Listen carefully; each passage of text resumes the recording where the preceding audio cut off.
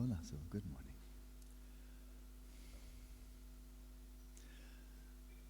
So this morning we'll venture into a third method or interpretation of mindfulness of breathing in the Buddhist tradition. And this is the classic, like we have Coke Classic, that kind of thing. This is the classic method in the Theravada tradition for mindfulness of breathing, most widely taught, widely practiced, and at least 1,500 years. That is, Buddhaghosa in the 5th century, then he systematized it, gave it very precise formulation, but of course it had been practiced for 1,000 years before he did that. So this is very old medicine, extremely well-tested method, and among the three types of balances that I've been teaching, this one is especially good for, and that is this one being focusing on the actual sensations of the passage of the air. When you're focusing on the abdomen, air doesn't go down there, full body, no. But here we're focusing on the sensations of the breathing, but actually the air itself passing over the nerves, the skin, on the apertures of the nostrils, just above the upper lip. And as I mentioned yesterday fairly elaborately, as you go deeper and deeper into samadhi, the body needs less air, and with less air, the sensations become subtler and subtler and subtler, and if you can continue to remain mentally engaged with them, then your awareness will become more and more vivid, acute, high resolution, and so then you will complete the triad of relaxation, stillness, and vividness. So I spoke yesterday about the feedback system, uniquely built into this particular method. Having said that, though, I would be misleading you if I left you with the impression that the Asanga method, the first one, whole body method, is only good for relaxation without losing clarity. The second one, only good for stability without losing relaxation and so forth. Because any one of these three is completely sufficient. If you know how to practice them well, you're under good guidance. You can practice Asanga's method, absolutely. You can go all the way to Shamatha. And Asanga also, in his presentation, most elaborate presentation of mindfulness of breathing, which I've translated from both Sanskrit and Tibetan, he shows how, following the teachings of the Buddha, you can actually achieve not only shamatha, but full jhana, and then in the final 12 phases of mindfulness of breathing, go on and become an arhat. And he gives his own explication of that. So this full body awareness is perfectly good to completely achieve shamatha. You don't need the others. If this is the shoe that fits, then this is perfectly good. Likewise, the Burmese method. There's no reason to believe that that alone, if you know how to practice it well, is not sufficient. Well, it is sufficient for fully achieving shamatha. And then, of course, this one's classic. This will take you all the way to shamatha. And so, that said, then, and we'll be starting tomorrow, we'll be looking into another method, and then we get to Saturday, Sunday, another method. The most important thing here in terms of choosing one or more methods, you don't have to be monogamous when it comes to shamatha. You can be very pluralistic. You can, experiment with different methods, and even one session you may go from one method to another. It's perfectly fine.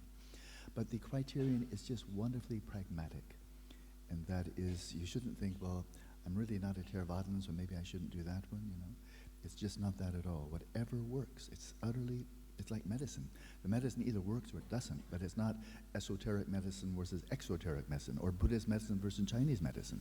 It just doesn't work. That's really all that counts. And how do you know whether your shamatha method is working? It is working insofar as on the cushion and off the cushion, as you maintain a lifestyle that is supporting your cultivation of your attention skills, that you're experiencing greater sense of ease, very explicitly on the cushion, but it should definitely flow into your way of life in between sessions. If not, what's it used? Well, then just kind of a vacation. And then we trivialize it. So greater sense of ease, and then throughout the day, on the cushion, and then throughout the day, isn't the word composure nice? This person's very composed. No matter what happens, it's other people freaking out, or people getting angry, people getting neurotic, and so forth. But this person really remains composed. Not withdrawn, not aloof, not uncaring, not apathetic, but just composed. That's stability. That maintaining that inner stillness, that inner unification of the mind, and whatever comes up, you deal with it. That's stability. And then the vividness is really like just increasing the wattage of a bulb, going from a 50-watt bulb to 100 to 500 and so forth. The vividness is just an intensification, a brightening, a heightening of the senses. And you will see that, especially in the practice we'll start tomorrow. You'll see how just your whole experience, the way of experiencing reality, become more vivid, acute, sharp focus, high resolution, bright, on the cushion and then off the cushion. That just kind of like things are more intense. And that could be overwhelming, but not if supported by stability. And stability could make you really tight and uptight, but not if it's supported by relaxation. So we have this triad. You're very familiar with this by now. Relaxation, stability, and vividness. Stability, and that is your ability, like the jet fighter pilot, the air traffic controller, anybody else who really needs to sustain their attention over a long period. Your stability, your ability to maintain focus, is sustainable insofar as it's rooted in relaxation. Otherwise, you'll be like the jet fighter pilot. The longer you do it, the more uptight you'll become. Then likewise, vividness. I've not talked much about that yet, but I will be talking about it repeatedly over the next few days. The vividness, I'll just use that as the shorthand, like stability as the shorthand for the second one. But the vividness has all those qualities that I've given of acuity, high resolution, brightness, sharpness, intensity of awareness. But that can, without the stability, without the composure, that's just a nice ordinary English term, without the inner composure, if you have a high degree of vividness, intensity, this can make you hypersensitive, and hypersensitive can make you very fragile. It's called cloistered virtue. I think maybe the Christians have that term, cloistered virtue. They've encountered this, so have many other people. And that is, cloistered virtue is as long as you're inside the monastery, as long as you're in a retreat center, surrounded by lovely people who all came here to practice Dharma, and people are really quite polite and courteous. That's how everybody is out there, right? Not quite, not even in Australia. And so cloistered virtue is you're just really practicing virtue. You're calm, you're composed, you're mindful, you're a really good Buddhist or a really good Christian, what have you, until you step out the door. And then somebody squeezes by you. As I encountered when I was in the Newark, New Jersey airport one time, I was traveling through, and I suddenly recognized I was going in the wrong direction. And I swiftly turned around with my little briefcase on rollers. I swiftly turned around, and there was a guy right behind me, and I think I bumped him with my little briefcase. And he turned to me and he said, pardon me, I'm just quoting, "Fucking asshole."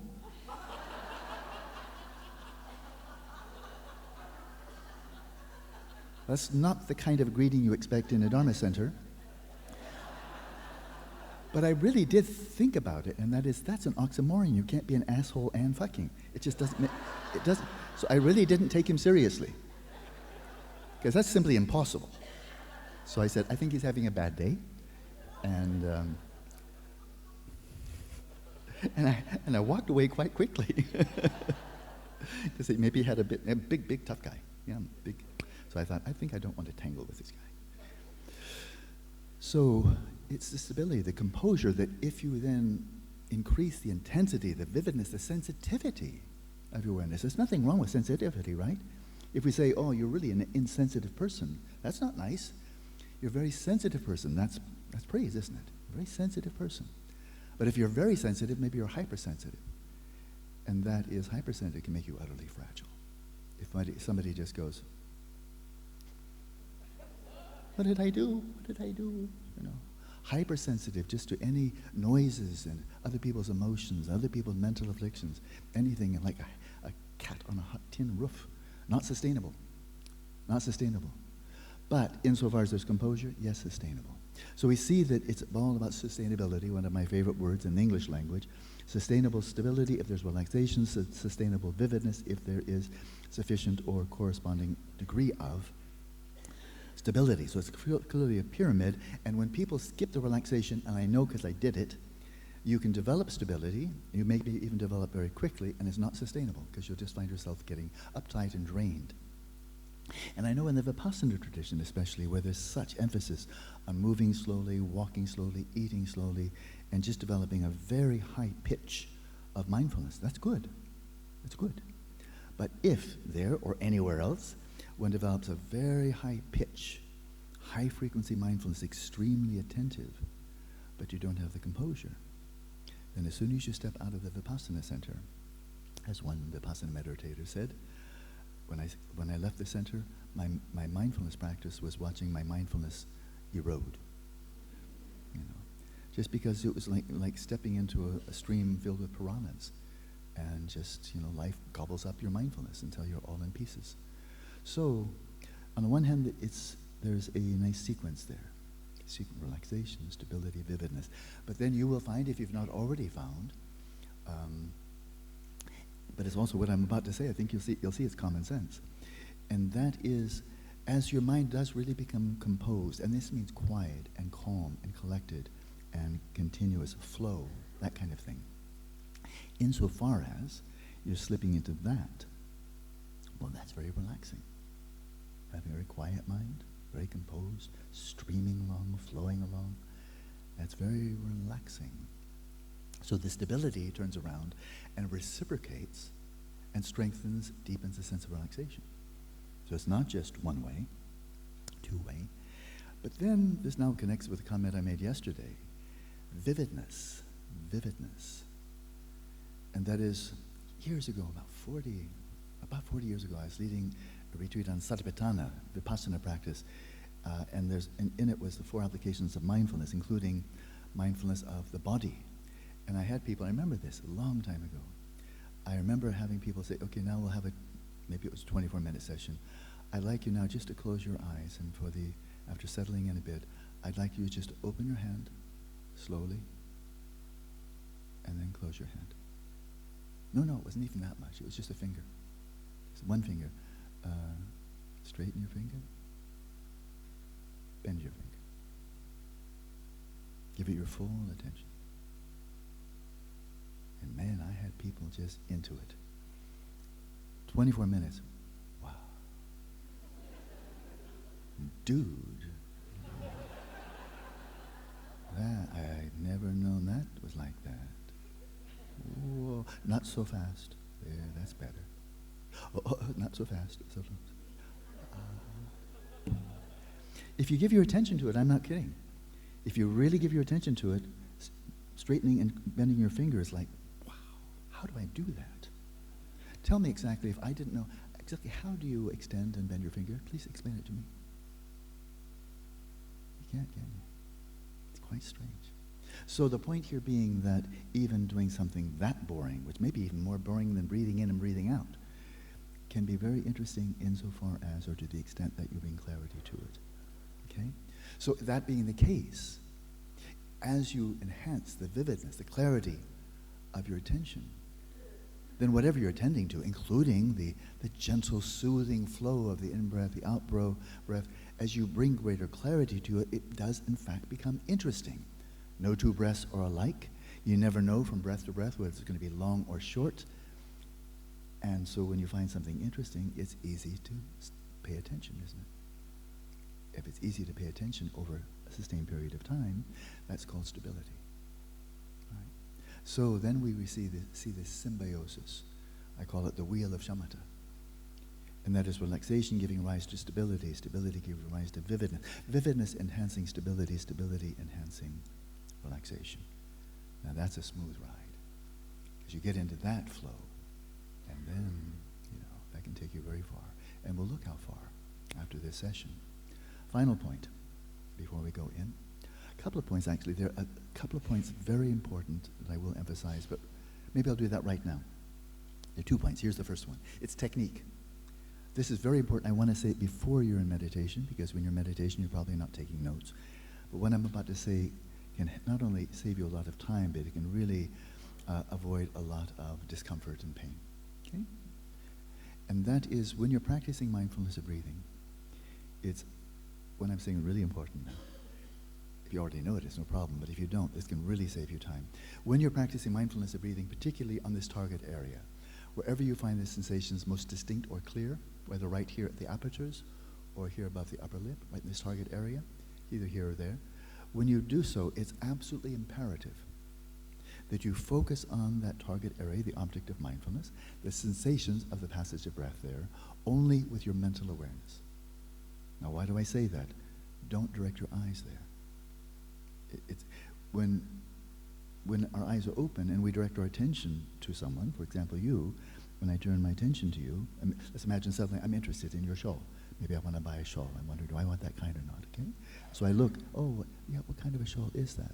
Well, I'm attending something, I'm mentally interested in that kind of shawl, and my eyes are open, what's going to happen? Of course, my visual and my mental are tracking each other. They're just right there. I'm visually looking at your shawl, but I'm also wondering, is that wool? Is it maybe a synthetic, or is that cotton? And so mentally I'm looking at it, visually, but when we're interested in something that can be seen, the eyes naturally track what I'm mentally attending to. Obvious, yes? Well, here we are. There's an area right here, and I can see my nose, I can see the tip of it.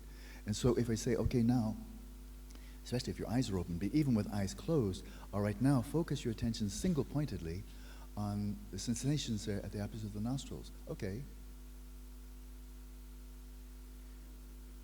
That's going to give you a headache in about half an hour. And if you do it persistently, that can get really nasty. So keep your eyes absolutely disengaged. Soft, unfocused, relaxed, and not focusing here at all. Not focusing on anything. It's purely focusing your mental awareness. An eyes not welcome. If you do, then you will start feeling tension here, tension in your forehead. And I know somebody who stopped meditating because he tried mindfulness of breathing, gave him headaches, and he said, well, meditation sucks. So he finds something else to do. Okay? So it's a simple thing, but it's very easy because we do tend to track visually what we're looking at, if we can mentally, not to do that. So that's a technical point. But see that not only you're not tracking, but as you're focusing here, because you're up in the head now, right? You remember if your attention is prone to laxity and dullness, you should elevate and narrow the focus. Bingo, as we say. Right there, you've elevated. You're up right there in the head. That's where you live. And you're focusing on a small target. Very good for vividness. You're elevating, good for overcoming laxity and dullness. But make sure that no tension whatsoever builds up in this area. No muscles around the eyes. Do not let the eyes be hard, but soft and relaxed. Keep this open. I have seen people meditating like that. Bad idea. So keep their openness here and openness in the forehead like a sleeping baby. So all of the focus, and there is some effort involved, is purely mental. Purely mental. So that's important. Had to get that off my chest. I've done that. And now we can ask, you remember the term dharma? Remember the term dharma? And that is, one can be engaging in virtue, like an act of kindness, maybe make a donation to Greenpeace or something like that, or to anything, or just some act of kindness. And that's virtue. That's virtue. Good. It's virtue. In a Buddhist perspective, that you're accumulating virtuous merit, that will lead to a fortunate rebirth. So, but in this lifetime, already good. But if you're engaging in virtue, that doesn't necessarily mean you're practicing dharma.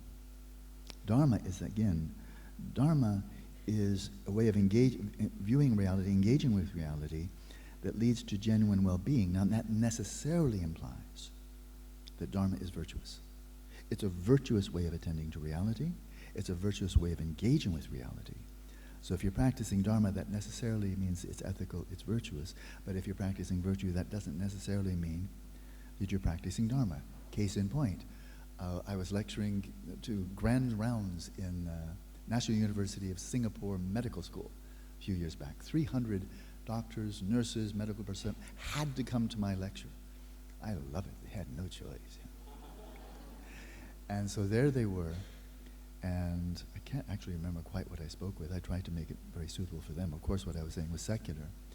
But I learned as I engaged, I was giving a whole series in the medical school there, a series of talks, that one half of the doctors in the emergency room, ER, one half would burn out. Just regularly, they'd just burn out, couldn't handle it anymore, they'd have to do something else. And so, by and large, I think medical doctors, nurses, I think by and large they're not going there for the money or prestige, they're going there to help. That's virtuous. The motivation is virtuous. And so what they're doing is virtue. But if what they're doing leads to burnout, it's not dharma. It's virtue, good. But if they're getting burned out in the process, then it's not dharma. If they're just doing it for the sake of money or prestige, it's not even virtue. Everything hinges on motivation. That is, then the patients coming in are just basically, how do you say, products for you to tweak and fix. No, that's not virtue. So if it's dehumanizing, it's not virtue, but it's virtue, it may not be dharma. And so then we can ask, mindfulness of breathing. Mindfully breathing in, breathing out, I'll give you the technique shortly, it's not complicated. Is it even virtue? Is it even virtue? In and of itself? Not necessarily. I gave the example, if you're just about to rob a bank, you tell your crew, okay crew, you remember I taught you mindfulness of breathing. We're going to go in there, and this is how you do it. You remember, and I want you to be cool as a cucumber, very relaxed, very composed. But if you see anybody going for the alarm, I want you to see that. I want you to be relaxed, stable, and clear. Got it? Okay. 5 minutes mindfulness of breathing, and then we go for it. Got it? Good. Every moment you're practicing mindfulness of breathing in and out, you're accruing non-virtue. It's a preparation for robbing a bank, so you don't even have to rob the bank. Somebody might even be able to arrest you. Conspiracy to rob a bank. We saw you guys practicing mindfulness of breathing. We know what you're up to. You could get 5 years for practicing mindfulness of breathing. Literally, if they saw your guns and the plans of the bank and so forth, yeah, we caught you before you did it. So you get 5 years instead of 20. Armed robbery. Conspiracy too. So it could be non-virtuous. It could be all you want to do is relieve stress, and there's nothing wrong with that at all. But let's not pretend that's virtuous. Sometimes people drink alcohol to release stress, or go for a jog, or go jacuzzi, or take Valium, or who knows what. There's nothing that's not, let alone it's not dharma, certainly not the essence of dharma. It's not even virtue. It's about as virtuous as just drinking a sip of water. I'm a tiny bit thirsty. That was nice. Let's not pretend that was virtuous. And so if that's the motivation, or just neutral. You practice mindfulness just before you want to go jogging. Nothing wrong with that, but it's not virtuous. So is it even virtue? It depends on motivation. That's why I was suggesting, regardless of worldview, religious, non-religious, if you engage in the practice, your motivation is that this practice I'm about to do is an act of kindness, an expression of loving kindness. For myself, that's a good start. But I don't exist in isolation. As soon as I come out of the meditation, I'll be engaging with people. So may this practice be truly a benefit to me. And as I come out of meditation, then may it be a benefit to everyone around me. That I may be more attentive, more sensitive, more empathetic, and may I be of greater benefit to those around me, because I'll be much more present. And my mind will be more balanced. And therefore I'll be able to offer my best to others. Now that doesn't have to do anything with religion or belief system, but if that's your motivation, it's virtuous. Well, it's virtuous. Is it dharma? Is it dharma? Well, let's just stay with Buddha Dharma for the time being. And I can give definitive answers here. And that is if you develop a really virtuous motivation, and then at the beginning, then you entrust yourself. I take refuge in the awakened one, the Buddha, as authentic teacher, authentic revealer of the path. I take refuge in his Dharma, this old medicine, deeply rooted in truth. I take refuge in the Dharma. I take refuge in the Sangha, those noble beings who have gained profound insight and are authentic guides along the path. I entrust myself to you. As I seek genuine well-being, as I seek liberation itself, I entrust myself to you. And then you mindfully breathe in and out. Now it's a Buddhist practice. That'll take you on a Buddhist path. Not because you're doing the technique differently, but your motivation makes it a Dharma practice, a Buddhist Dharma practice. But then we say, but no, we're Mahayana here. We practice Mahayana. Isn't this a Theravada practice? For the sake of all sentient beings, may I swiftly, ever so swiftly achieve enlightenment. And for the sake of doing so, or in order to do so, may I practice mindfulness of breathing in order to achieve shamatha, in order to reach the path, to see it along the path, to perfect awakening for the benefit of all beings. This is why I'm practicing. And then you mindfully breathe in and out. It's now Bodhisattva practice. That'll lead you to perfect awakening. Motivation's everything. But let's not stop. It'd be easy to stop there. But you saw that reference to mindfulness breathing in the Manjushri Mula Tantra, the root tantra of Manjushri, Lord of Wisdom. And so could this be a Vajrayana practice, or was just something slipped into the Vajrayana context? Well, let's imagine then that you've taken refuge. Now it's a Buddhist practice. You arouse renunciation. You arouse bodhicitta. And then you imagine releasing all phenomena into emptiness. None of them have inherent nature. You release them and imagine them dissolving into the ultimate ground of being. Out of that ground of being, then you visualize your ultimate refuge. It could be Buddha. It could be Padmasambhava. It could be Tsongkhapa. It could be your own Lama. And then you call for blessings. You call for blessings. I'm about to engage in this practice to achieve enlightenment for the sake of all beings. Bless me that this practice may be inspired, blessed, empowered, enriched. May it be filled with blessings. And then you imagine the object of refuge to whom you are offering these supplications, coming to the crown of your head, and then dissolving into your being, body, speech, and mind, dissolving into. So your own body is indivisible with the body of your object of refuge. Your speech, even though silent, is the speech. And your mind, you imagine your mind like pouring one cup of water into another cup so that they're indivisible. That the mind of the object of refuge, be it Buddha, be it Tsongkhapa, is now indivisible. And with that sense of the indivisibility of your own body, speech, and mind with that of your ultimate object of refuge, you mindfully breathe in, mindfully breathe out. And that's a Vajrayana practice. Having said that, Vajrayana is Buddhist. It doesn't take too much imagination. If you're coming in, I know there's at least one person, quite possibly more, who are Christian, dedicated Christians. I'm not interested in converting. I'm not interested in converting anybody, so we're on the same wavelength there. I said, how can you make this a Christian practice? That is 100% Christian practice. That's kind of easy, isn't it? You bring to mind your ultimate object of refuge, the Christ. You do the same practice. And now it's a 100% Christian practice. True? And it's deeply religious. So there we are. I think that's what I wanted to share with you. So are you ready to practice? Let's jump in.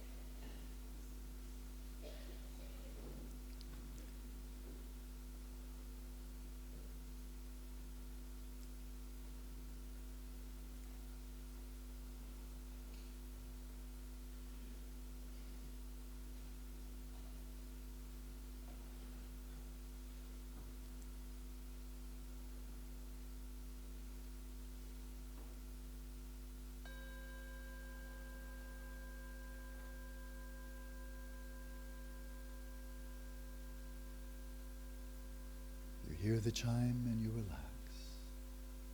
Your first act of kindness to yourself. Set your body, speech, and mind in a state of ease.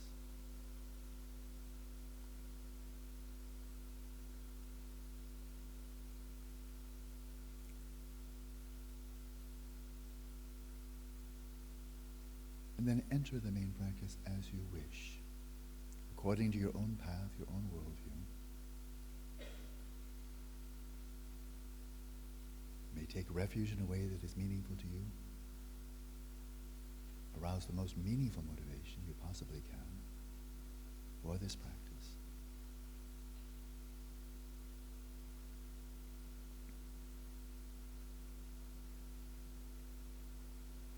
And this practice, as simple as it is, may be a profoundly religious, profoundly spiritual practice. All depending on what you bring to it, not what you will get from it. Motivation will transmute entire practice.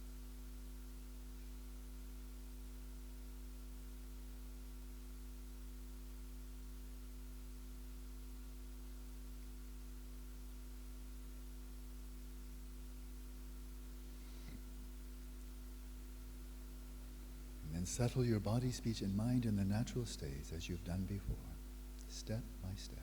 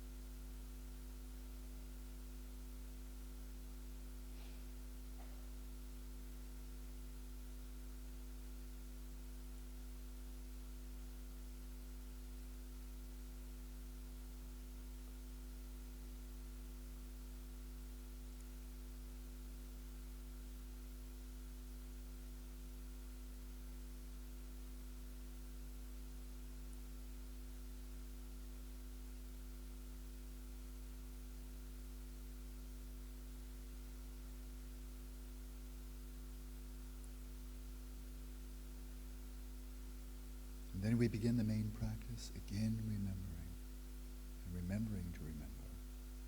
Keep the eyes soft, the forehead open, openness between the eyebrows, your whole face relaxed and soft. And then focus the stream of your mental awareness, the focus of your attention, on these tactile sensations of the in and out flow of the air, at the apertures of the nostrils or above the upper lip. Focus single-pointedly.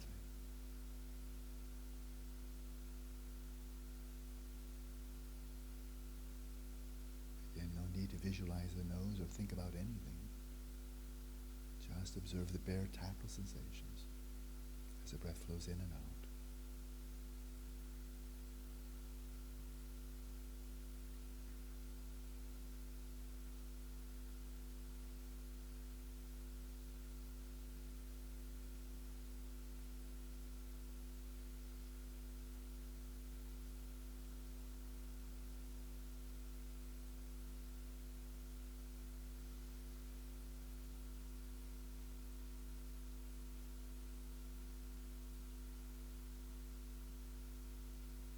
Again, check now and then to see that the breath continues to flow effortlessly, that you continue to ease the movements of the breath.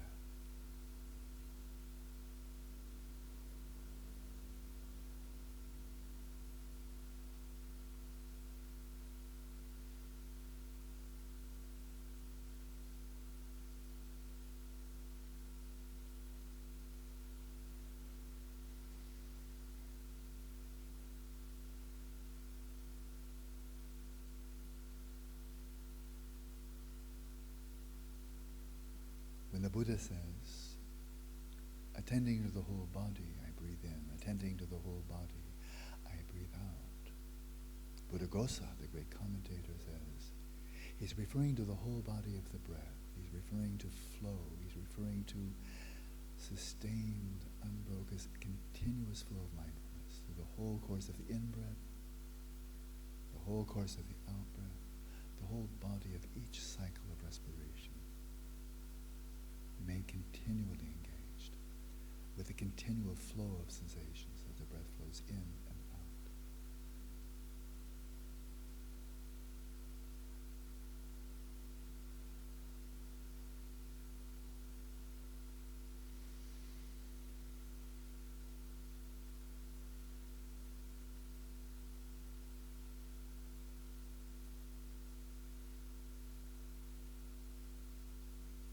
Follow the breath in, up into the nostrils. Do not follow it out beyond the apertures of your nostrils. As Buddhaghosa says, let your mindfulness be like a guard at the city gates, who observes everybody as they come in and everybody as they go out of the city gate in a walled city, but doesn't follow them in and doesn't follow them out, simply notes them as they pass through the gates. Station the sentry, the guard of your mindfulness at the gateway of your breath, at the apertures of the nostrils. Remain still as you observe the movements of the sensations of the in and out breath.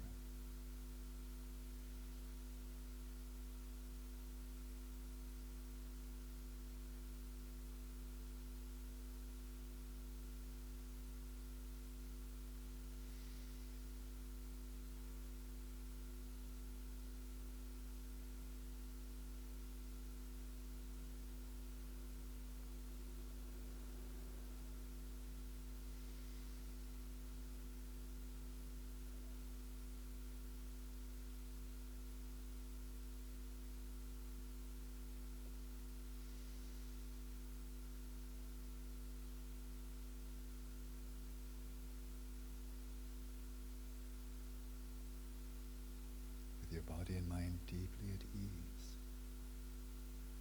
gently but persistently.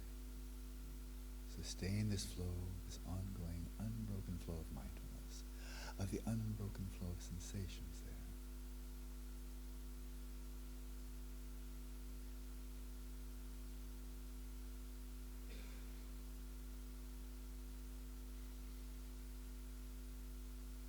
Note the relative duration of each in and out breath. When it is long, note that it is long. When it is short, note that it is short.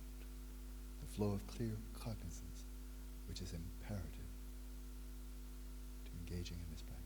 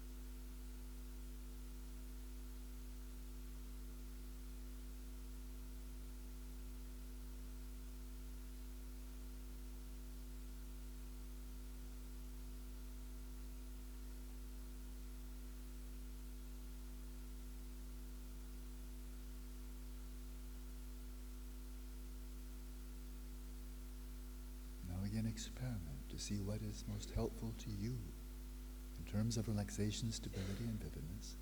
Experiment to see whether you do indeed find it helpful to introduce the oscillation of arousing your attention with in-breath, relaxing with out-breath, or whether it's more suitable for you just to maintain a homogeneous, continuous flow of mindfulness without that oscillation. See for yourself.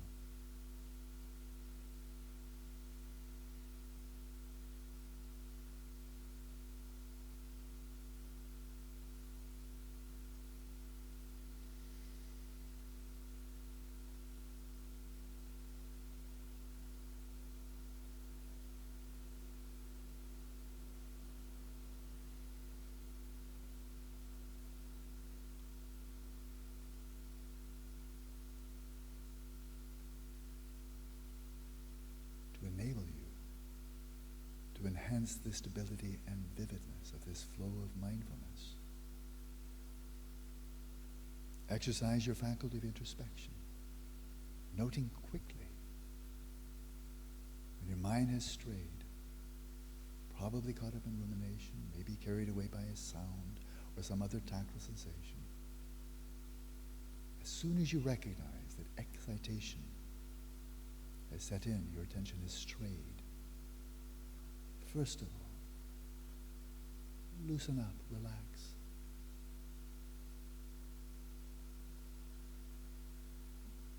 Release whatever captured your attention. Let it go. And then return to your meditative object. Gently, soothingly, but persistently, every time you see your attention is strayed. Note it quickly. As quickly as you can. Then relax, release, and return.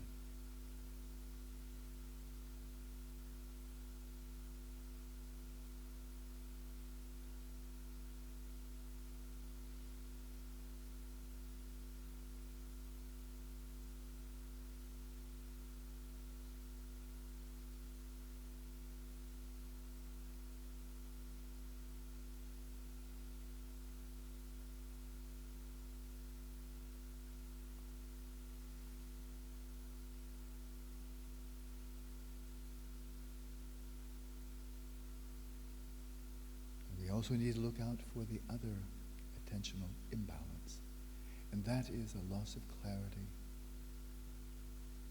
the dullness, the laxity, the boredom, the complacency, the loss of clear cognizance. And as soon as you see you've drifted, you're starting to float. Refresh your interest. Start again. Refresh your interest. Renew your motivation. So refresh your interest and then restore the flow of mindfulness on the meditative object. And retain that flow. Refresh, restore, and retain.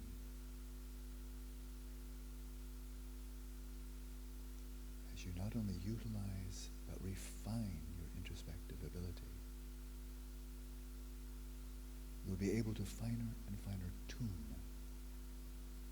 your attention, freeing it from even very subtle excitation and very subtle laxity. Apply introspection as needed. Maintain mindfulness as continuously as you can.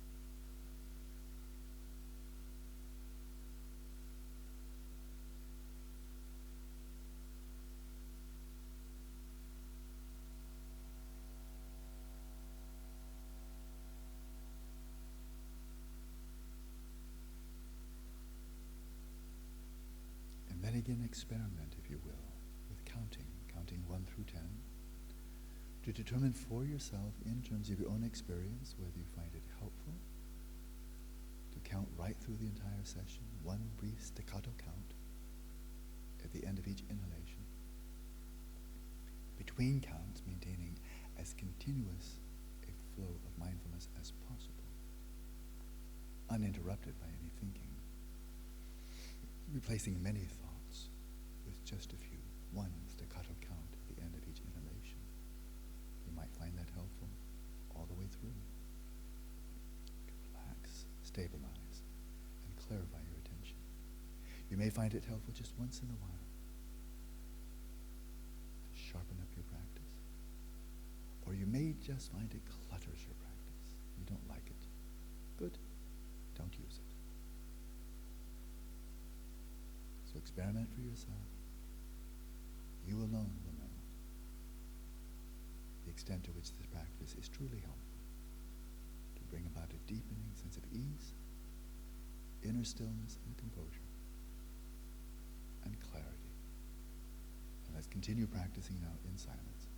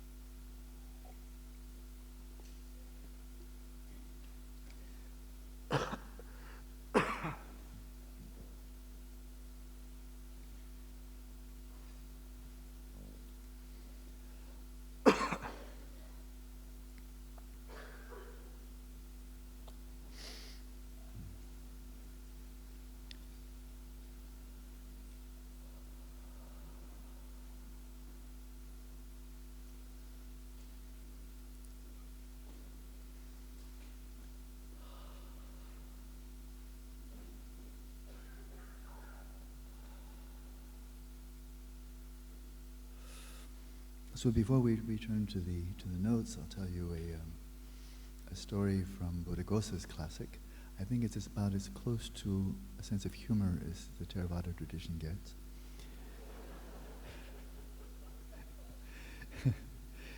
And his text is filled with wonderful anecdote stories, drawing on 1,000 years of meditative practice in the Theravada tradition. It's just brilliant. A lot of it's really very interesting, fun to read. So here's a story. There's a monk who's practicing mindfulness breathing under the guidance of his mentor, and lo and behold, that feedback system clicks in, and his breath is getting subtler and subtler and subtler, until he just can't pick it up. He's not getting any sensations at all. So he comes out of meditation. Well, I'm supposed to be mindfulness of breathing, and I don't getting any sensations at all. I have nothing to work with here. So he went to his teacher and said, Bhante, I can't detect the breath anymore. And his teacher said, oh, are you dead? No, Bhante. Are you an embryo in your mother's womb? No, Bhante. Have you achieved absorptions in the formless realm? No, Bhante. Then you're breathing. Pay closer attention. Process of elimination. But I'm glad you laughed, because that's Theravada humor. That's as good as it gets. I say with fondness and tremendous respect. It's a brilliant tradition. So much wisdom there. And so that's the moral of the story, and we'll see this starting tomorrow in another type of practice, and quite different. And that is what happened there, is that the sensations of the breath became so subtle that they were more subtle than the degree of vividness of his attention. So as they were getting subtle, this is getting subtler and subtler, this is vividness, subtler, subtler, vivid, vivid, subtler, subtler, vivid, vivid, subtler, subtler. And then it comes back and fetches you. And then it, like that. Very cool. So the point is then that as you go deeper and deeper, you need to enhance the vividness so you're able to detect extremely subtle, tiny perturbations, fluctuations here of the passage of very, very little air. Now to facilitate this is just a little addendum to the practice. And that is, there's a key to really making this easier. And that is, you may on occasion experience a pause. Maybe just short, maybe it could be 10, 15 seconds. After the end of the out-breath, kind of like this.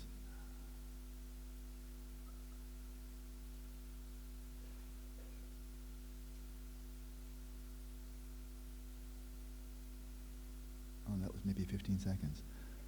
I wasn't holding my breath, I didn't need another breath yet. It wasn't coming in. And I'm just resting there totally relaxed. But there isn't any passage of the breath. Well, does that mean you take a little vacation, go out for a cup of coffee? You know, because there's no sensation there at all of the passage of the breath. And no, because you do that, then you've just broken your session. What you do then is, when there is in fact no passage of the breath at all, it's coming, but not quite yet, then you just focus right there in the target area. For me, it's the apertures of the nostrils here. You focus right there. And if you attend very closely, you can do this today, I don't think it's that hard, you can actually detect the sensations of just having a nose. Just the sensations arising there. You know, you can sense, without visualizing the nose, just you can sense the kind of background radiation. Speaking poetically or metaphorically, just the sensations that are there all the time. And so when there's no passage of the breath, then just rest there. And then you'll find something is added to that. As the breath starts to flowing in, you already had a baseline of that subtle sensation. And then the breath flows in and there's something added. So that's a way. That's a way of never being without a meditative object. We'll see a parallel tomorrow. I'm not going to elaborate right now. Tomorrow's tomorrow. But you always, this is very important, you, in any type of shamatha practice, you always want to have something to attend to. And never be waiting for it to come back. If you're waiting, then you're not doing the practice. And you're then probably cultivating a lack of cognizance. So that's that. And so now we can ask, okay, the practice here, there are two ways, just very broadly speaking, and it's not binary, it's kind of like 2 points on a spectrum. There are two ways of practicing shamatha of any sort. And one is, I would call it psychological hygiene. I'm saying this with respect, there's no sarcasm here at all. Psychological hygiene, and that is we'll be practicing maybe 24 minutes a day, or maybe one 24-minute session, one 24-minute in the evening. And besides that, you're just really busy. You have all kinds of things to do, and even carving out 24 minutes is not that easy. Probably you won't find it, you have to make it. Just say, I'm insisting on this. If you have children, spouse, and so forth, kids, I love you all, but I need 24 minutes in the room that you don't knock, you don't scream, and so forth. I just need 24 minutes. You'll be happy if you give me that time, and I'll come out and give you a big hug. But I need 24 minutes. And everybody knows, okay, Dad needs that, or Mom needs that. So create the space. Maybe in the evening, if you have kids, they've gone to bed, or you've turned the television off, whatever. It's nice to have that sandwich, a good way to start the day with sanity, end the day with sanity, and then you get a better night's sleep. It's very good for getting good night's sleep. So if it's 24 minutes, that can be very meaningful, really very meaningful. Because the whole point is you're not having a 24-minute escape from reality. You're having 24 minutes to tune, as if you're a violinist about to perform with the orchestra. You don't just walk on the stage and start going like this. You first tune your instrument, right? You're tuning your instrument before you engage with your family and work day and email, whatever you have to do. You're tuning your instrument so that when you engage with whatever you are, you're giving your best and not something less. It's an act of generosity. Because I know it's easy not to give somebody else the best. But when I travel anywhere, whether I cross the street or travel across the Pacific Ocean, when I'm coming here, my job, my responsibility is every time I show up here, for the time being, I'm offering you my very best. If I'm not doing that, I shouldn't show up. Somebody else should come and let them offer their best, right? And isn't that true? If you're engaging with your children, you offer them your best. You have a spousal relationship, as you engage with it, doesn't it kind of make sense? Offer them your best. And if you can't, why not keep to yourself until you can offer your best? Shantideva says this. I'm kind of now spinning off. But he said, on occasion, this is again in his 5th chapter on introspection, Shantideva, he said, if on occasion you find your mind is really, you say grotty in Australian? Grotty, gnarly, uptight, just kind of like a bit toxic. I'm feeling kind of contemptuous or arrogant or impatient or sarcastic or greedy or self-centered and so forth. Just it comes up sometimes, you know, like, wow, this is not the best I can offer. If I say something, it's probably not going to be the best thing I could probably say. When you see that, your mind is toxic. He says, be like a piece of wood. Don't share that with others. Any more than if you have the flu. Don't share your flu. Don't sneeze at them. Keep it to yourself. It's not pleasant. It's not pleasant having a toxic mind. But at least don't make it contagious. Just like a contagious disease. Mental afflictions are far more contagious than viruses or bacteria. Mental afflictions can travel over the internet, over the telephone, right? If you need really strong contempt and disgust and loathing for someone, you send an email to somebody, don't you think blank blank is really blank blank blank? And you can trigger right there. Your infected mind can infect somebody else 7,000 miles away. One email will do it. Right? So, when you see your mind is toxic, then keep it to yourself. And wait until it passes. And then engage. Because there's just no reason to share that with others. The world, actually all the problems of the world would pretty much be solved. International, economic, military, and so forth. If heads of state and its general populations, when they saw their minds were afflicted, they just shut up. And wait until it passes.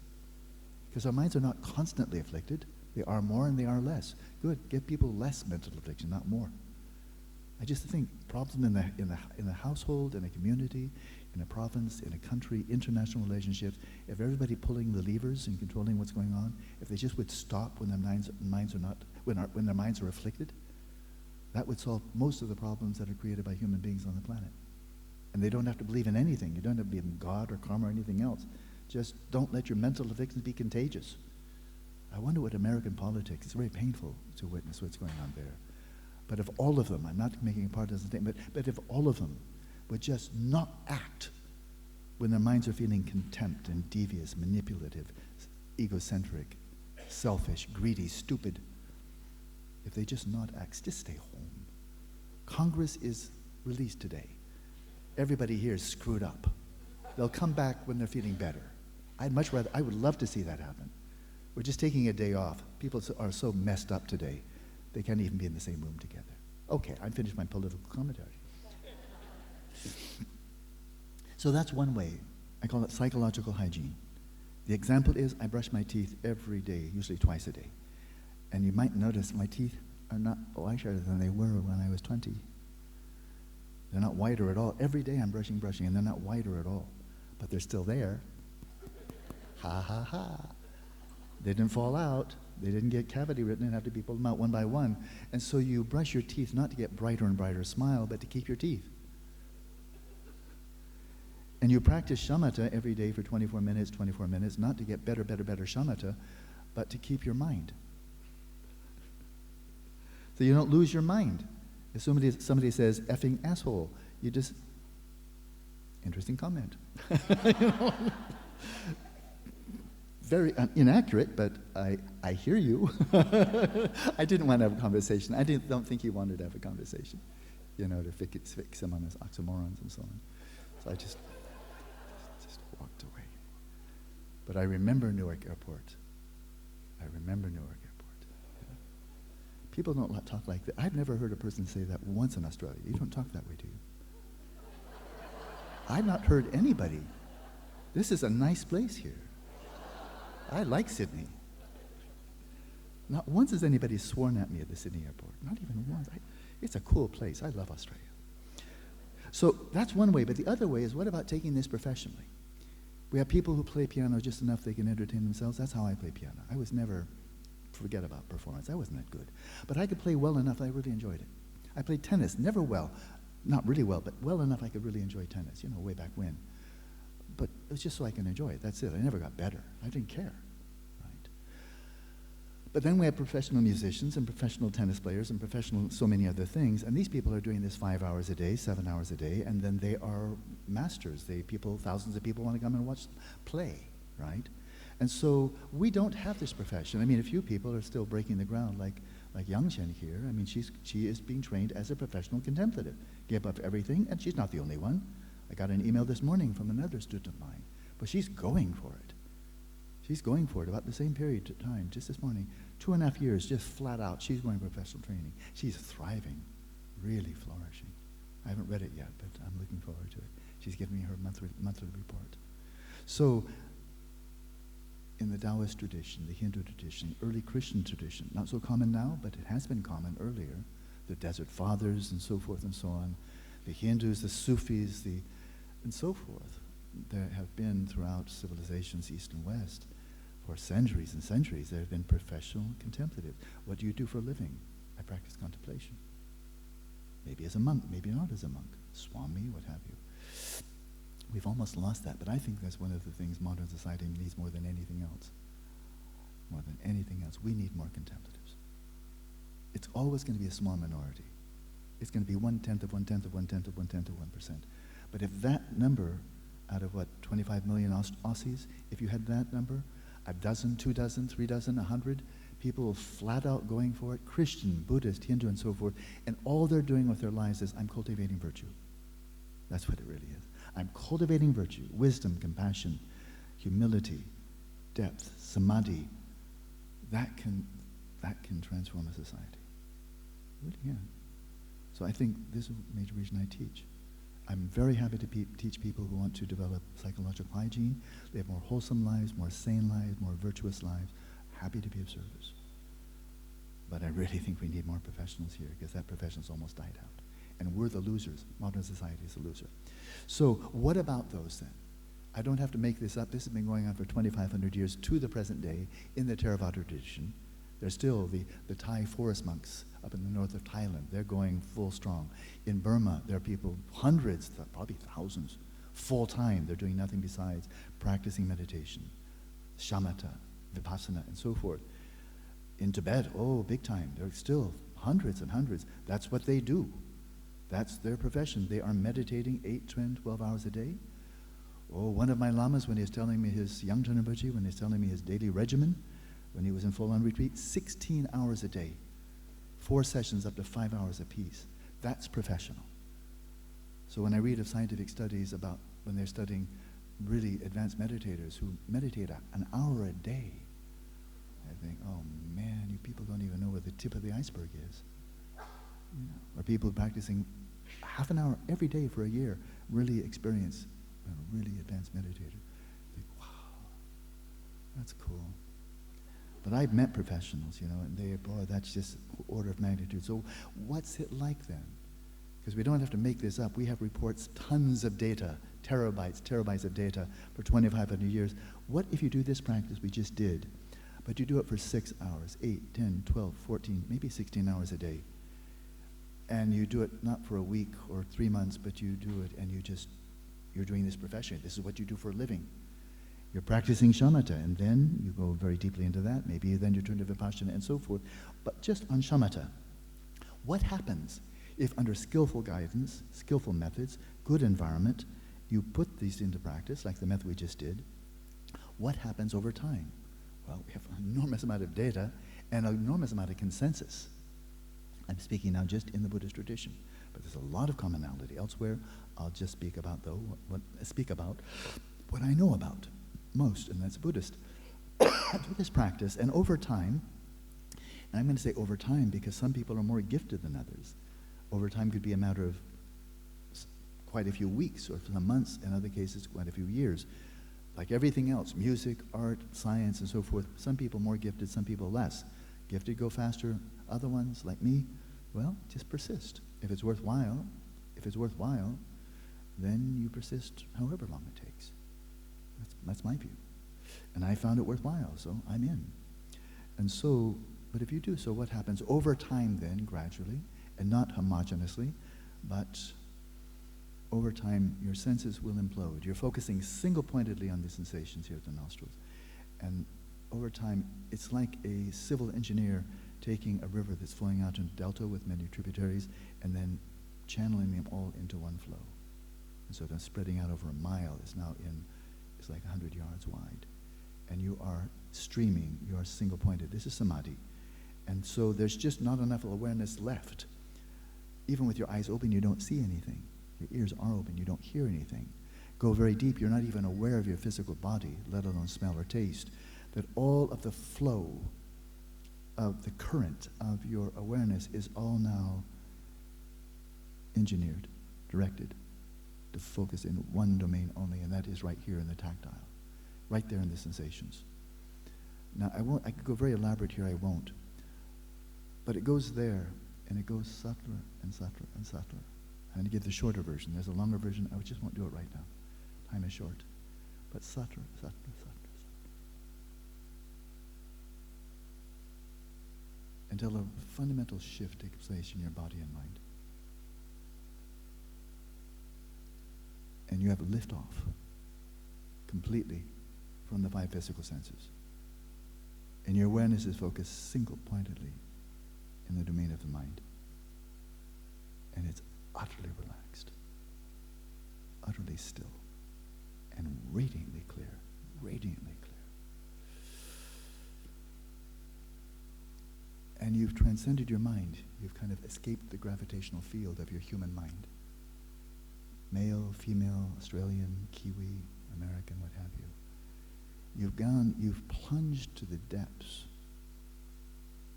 that you've even transcended the contours of your own human mind, which is clearly arising independent upon brain function, such that if you damage the brain, you'll damage your mind. Transcend that. It's in the rearview mirror, and then it vanishes. And you've crossed the threshold into something called the form realm, or rupa dhatu. You've achieved shamatha. And you're now resting in a bandwidth, or a dimension of awareness that is non-conceptual, has no gender from your perspective. From the outside, of course, your body is your body, but from your perspective, you're resting here. There is no gender to your awareness. Whether you're old or young, it's not young or old. It's not conditioned by that. It's not conditioned by gender. It's not conditioned by culture, by language, ethnicity. It's beyond all of that. You've left it, you'll get back to it when you come out of meditation. That'll all be clicked back in again. But you've just tapped into a deeper kind of primal flow of awareness that in fact is not even distinctively human. There's nothing human about it.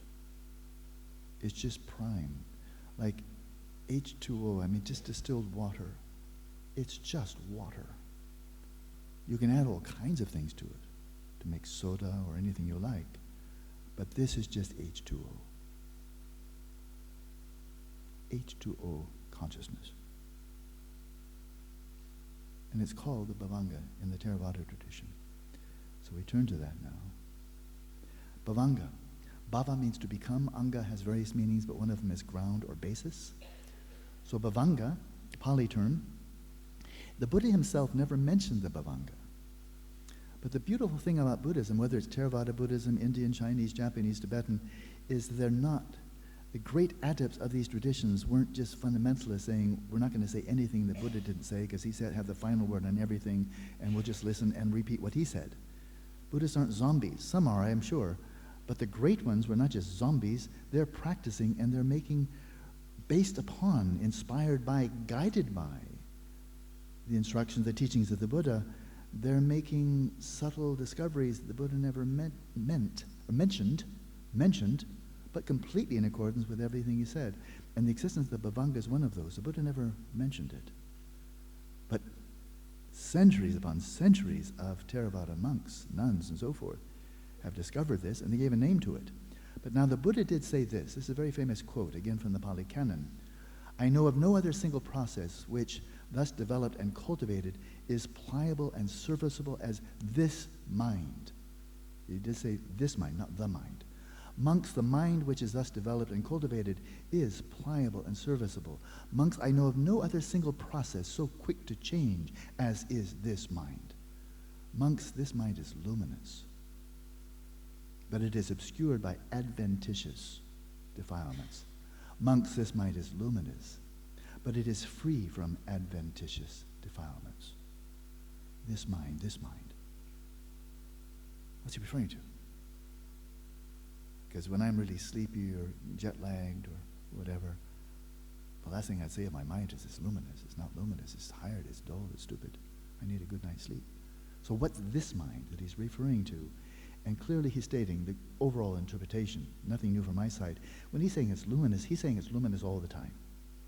Adventitious means on occasion, this mind, which is by nature luminous, clear and bright, and in fact pure, on occasion it's obscured. So you're unaware of its luminosity. But on occasion it's not obscured. So it's like the sun is always shining.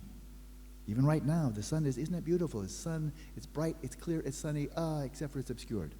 It's still there, it's always just as bright as ever. Daytime, nighttime, smoke in the air, no smoke in the air. But adventitiously, it's covered so you can hardly even see it now. And then this will pass, this too will pass, the fires will go out. And then you'll see the sunny, beautiful skies of Sydney again, which is what I've seen in all my previous visits. But it's always there. He's saying there is a mind that is always luminous. And occasionally, on occasion, it's obscured by anger, by greed, by stupidity, dullness, laxity, and so forth. But on occasion, it isn't. But it's always luminous. So then the question is, what's this mind you're referring to? And he didn't say. But he said this mind is luminous. Well, the Theravadins found a term, they coined a term based on their experience. These were not philosophers conjuring up a cool idea or religious people simply expressing an article of faith. This is a report from the front lines. If you do this for 5, 10, 15,000 hours and in a good environment, good advice, good guidance, and so forth, then you discover something. And they call it Vivanga. So with achievement of the access to the first jhana, that is precisely, technically speaking, what we're referring to when you say you've achieved Shamatha. In this Indo-Tibetan Buddhist tradition, that's called achieving Shamatha, technically access to the first jhana. One descends, your awareness descends, it melts, it becomes unconfigured, and it melts into its relative ground. We're not talking about anything holy, sacred, divine. There's nothing holy, sacred, divine about this. It's just a primal flow of consciousness. It's ordinary. This would be in the realm of depth psychology. not philosophy or mysticism or religion. It's depth psychology. It's definitely within the realm of psyche. But if in science, if you're trying to understand anything, whether it's a flower or a planet or a molecule, you understand it fully only if you know where it comes from. How did it get here? It wasn't always here. Where did it come from? What's its nature? And eventually, what's going to happen to it? Isn't that true? Like planet Earth, it's about 5 billion years old. How did that happen? Ask an astronomer. And then some billions of years from now, the sun's going to get really carried away and it's going to toast planet Earth. So anybody who's here, they stay too long. It's going to consume the Earth. Okay, well then, okay, now you've got a pretty good picture. That's how it happened. This is its nature. It's called geology. And after a while there won't be on any geo anymore because it's gone. So likewise with mind, you haven't understood mind. You have not understood the mind unless you know where it comes from and what's going to happen to it. You've just understood a fraction of mind. What's it like now? But it's hard to even say you have a little science of mind if you don't even know where it comes from. You don't know what happens to it. And that's a very partial science. And so, anybody can practice this, right? You don't have to believe in anything. Where was the belief element here? That's a technique. See what you see. Ehipasi, come and see for yourself. So this has been done thousands of times over hundreds and hundreds of years, just in the Theravada tradition. We're not even getting to Mahayana. We'll get there tomorrow. And so what people discover is when they achieve Shamatha, they cross a threshold that is disengaging from this whole world of sensory experience called the desire realm. They have cut through that, and your mind, which is arising independence upon the brain, it dissolves into a primal flow of consciousness, which has, again, no gender and is not even specifically human. And so and they describe it as this bhavanga, a naturally pure, unencumbered, luminous state of consciousness. And they say, this is what the Buddha was referring to. We're going to give it a name, because we discovered it for ourselves, and we're going to call it the bhavanga. And when does it manifest? It manifests when awareness is withdrawn from the physical senses, and when the activities of the mind, such as discursive thoughts and images, have subsided. Okay, activities of the mind. Bhavanga is easy to say and spell. And then the activities of the mind, there's another term. I didn't write it here, but it's very easy to remember. Javana. Bhavanga and Javana. J-A-V-A-N-A. Javana. Easy to remember because Java is coffee, right? And so Javana is not coffee, but Javana is the kinetic energy of the mind. And Bhavanga is what's left when all the kinetic energy of the mind dissolves into potential. It's a metaphor, of course, but it's a pretty darn good one.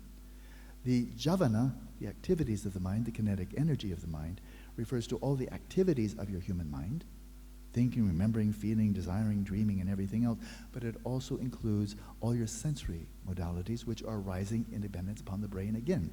Damage your visual cortex, or your optic nerve, or your retina, you won't see anymore. And likewise for all the five physical senses, they're arising in dependence upon the human brain. Therefore, this is human sight, human hearing, human smell. We are living in an anthropocentric world because all of our senses are arising, or appearances are arising in dependence upon human sense faculties. A reptile, a bumblebee, a bat, a rattlesnake would be experiencing a very different world because the appearances arising to them is going to arise in dependence upon their sensory faculties. It's obvious.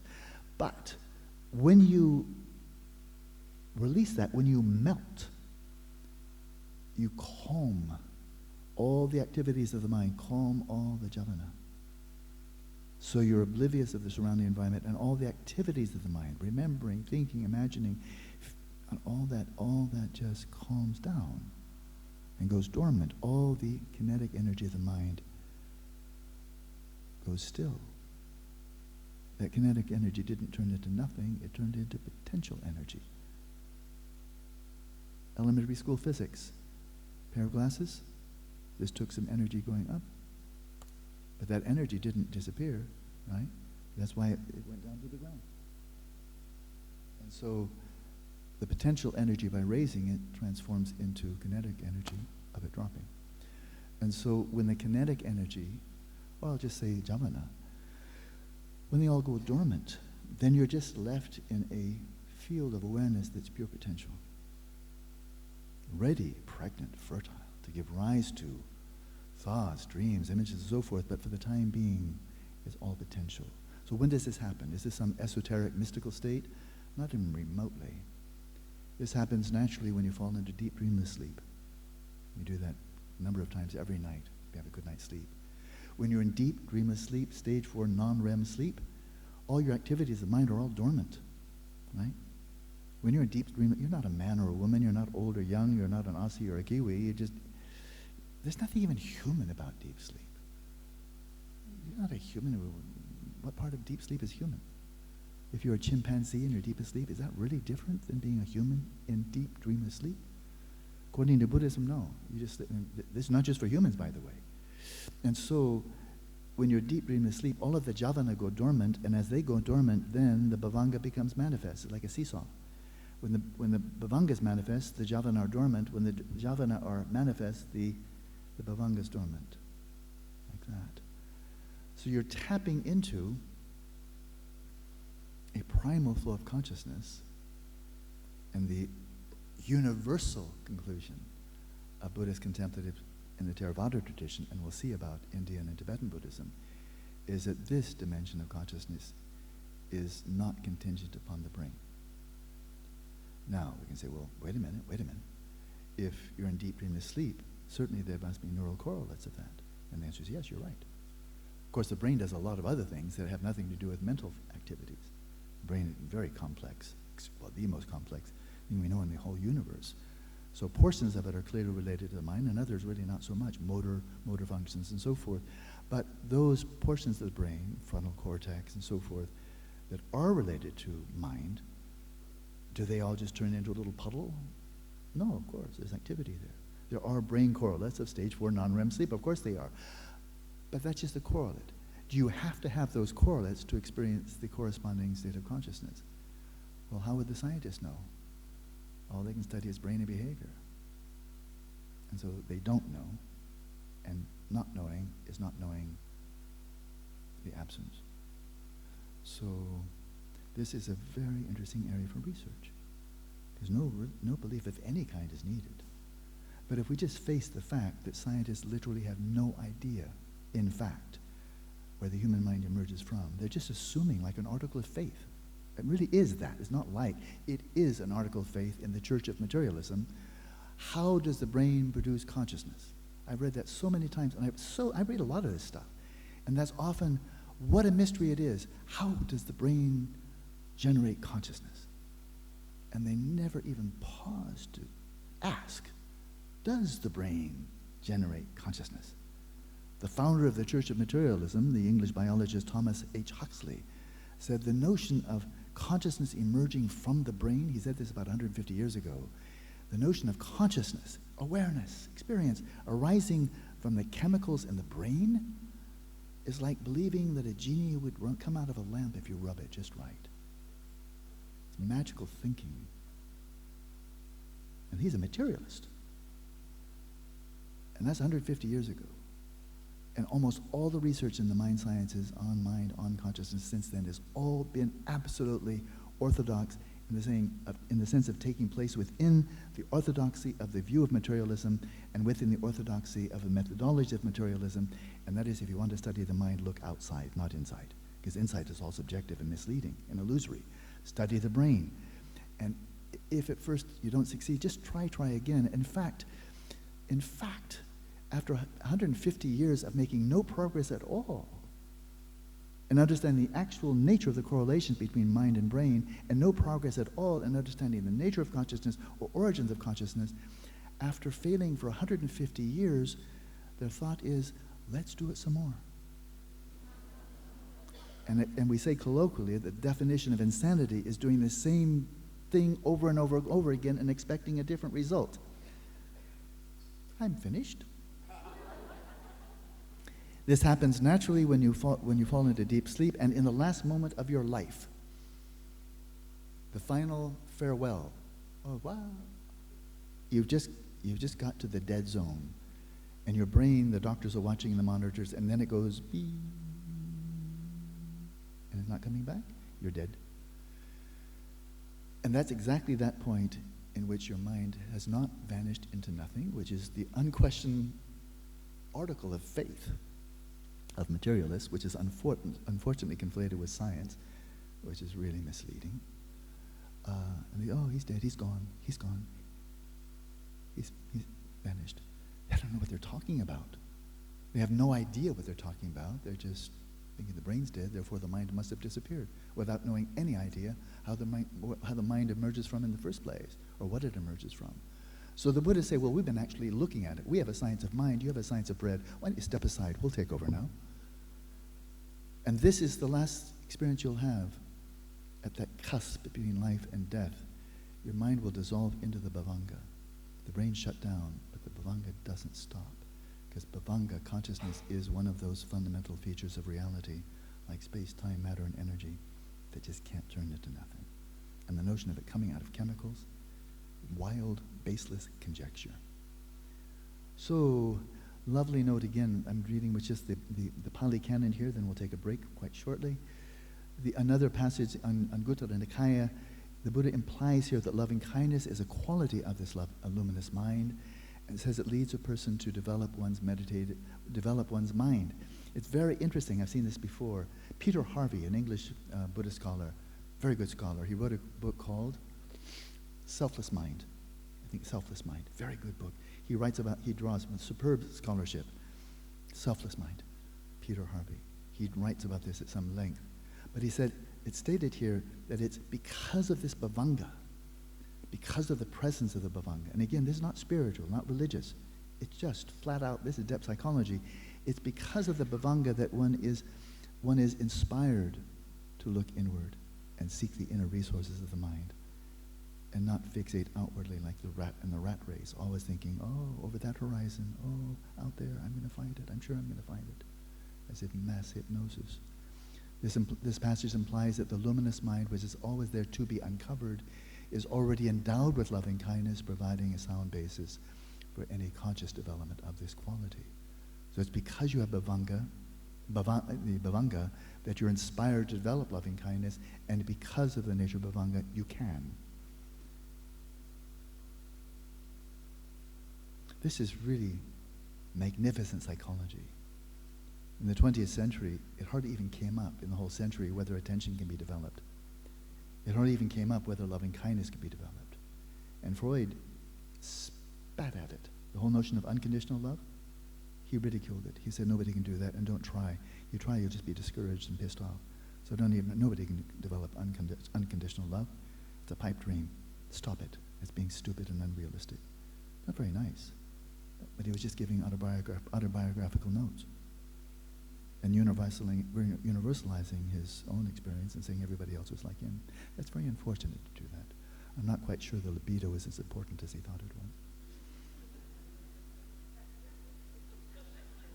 Fun, but that important? I'm not so sure. Then the bhavanga, here we have another from a Theravada classic, is also the natural unencumbered state of the mind.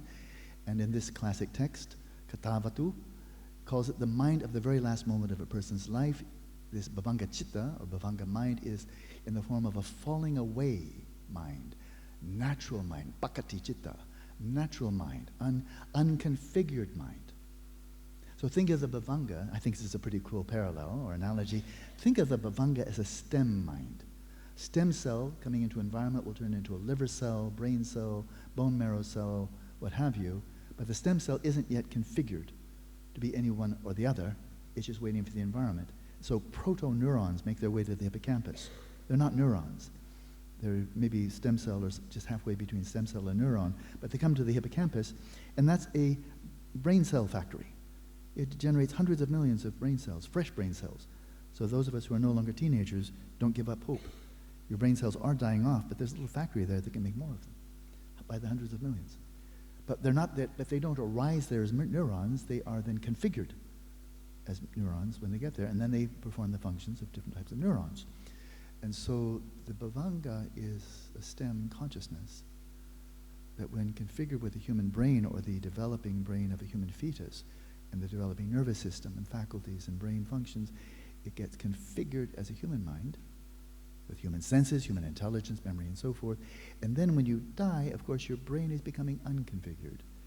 Entropy is taking over, and your brain is losing its organization, and then it dies, And the consciousness that had been configured as a human mind with all of its senses melts back into a primal ground. And that's a theory that can be tested.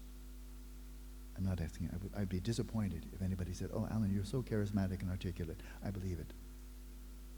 What does that do you? What does that do you? How does that actually help? It'd be kind of disappointing. That's it? You just believe? Now you have one more belief. The whole point of this is this can be tested. I've spent about 25, 30 years looking at, I think, the whole range of materialistic theories about nature of mind, that it doesn't exist, it is the brain, it's a function of the brain, emergent property of the brain, faculty of the brain. I think I've looked at all of them. I just saw a new one recently, and they all have something in common. Not a single one is scientifically testable. Not even a single one is scientifically testable, which means they're not scientific theories. They're just opinions. And that's all they've come up with in 150 years. This one's testable. Nobody's asking anybody to believe it, but it can be tested. I'll elaborate a bit more later on, but we come back to Nagasena, maybe one more. No, we'll just wrap this up and then we'll go have our break. Nagasena, you remember him, had his wonderful conversation with King Milinda. So he refers to Bhavanga, paraphrasing here very closely.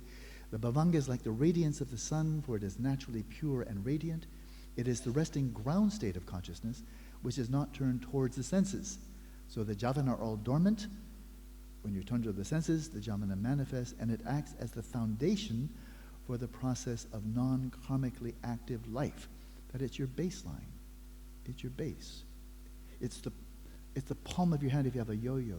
You throw your yo-yo out into jhana, or you wake up or you start dreaming, and you throw out the activated yo-yo, and then comes and slaps you in the palm again. You go from dreaming back to deep sleep, back to the palm.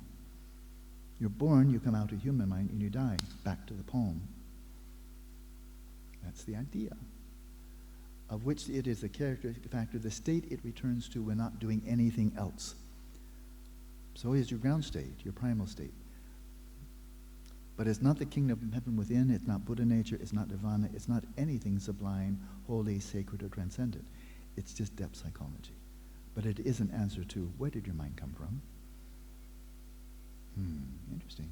The equation of the Bhavanga with the luminous mind, that passage that I read from the Buddha, is directly asserted in the commentaries as well as in the Milinda Panya, which cites similes indicating that while the normal functioning of the mind is like light, which may get cut off, the Bhavanga Chitta of dreamless sleep has a radiance which exists whether or not it is obscured. That's pretty clear. Final one, we'll take our break. Theravada tradition is one of 18 lineages or schools of Buddhism coming out of the Buddha's own teachings in the early days, but there are 17 others, and one of them is the Mahasangika school. Mahasangika school. Equally ancient, and they asserted, the yogis here, not philosophers or theologians, the yogis, the scientists of the mind who are really cultivating shamatha and seeing what they see, they believed in a Bhavanga-like state, but they didn't call it Bhavanga, which they referred to as Mula Vijnana, root consciousness. Well, tomatoes, they just call it by a different name, that acts as the support, ashraya, the support or basis for visual consciousness, etc. Visual consciousness, all the 5 modes of sensory consciousness, but all the activities of the mind, memory, imagination, perception, and so forth. As the root of a tree sustains the leaves, etc.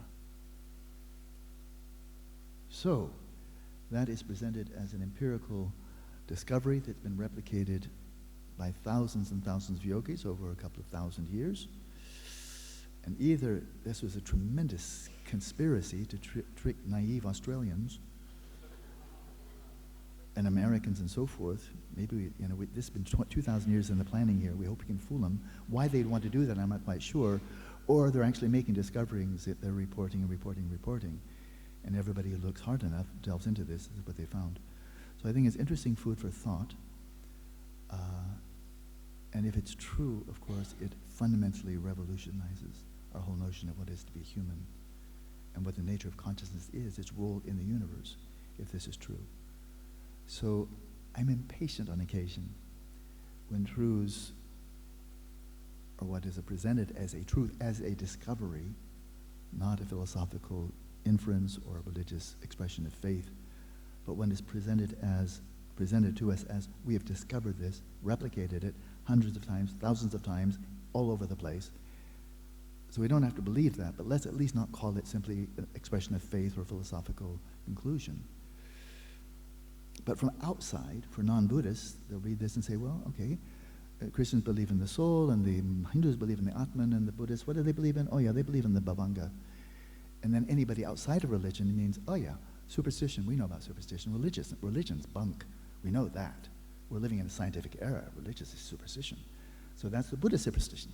And the Christians have a soul, and that's their superstition, and the Hindus have Atman. So outside, it just looks like religious belief. Because we put Buddhism in the box of irrelevant to everybody who's not religious. So I got my PhD in the Department of Irrelevance, religious studies. So at Stanford, we had the fuzzies and the techies. And the techies were computer science and medicine and science, technology. They're the techies.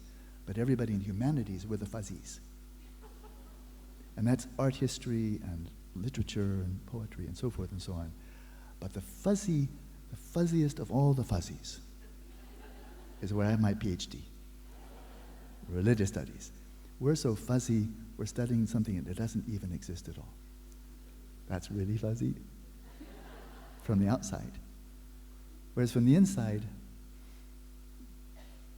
everything else is fuzzy. Hola, so let's come back at 11 o'clock and go right back into meditation.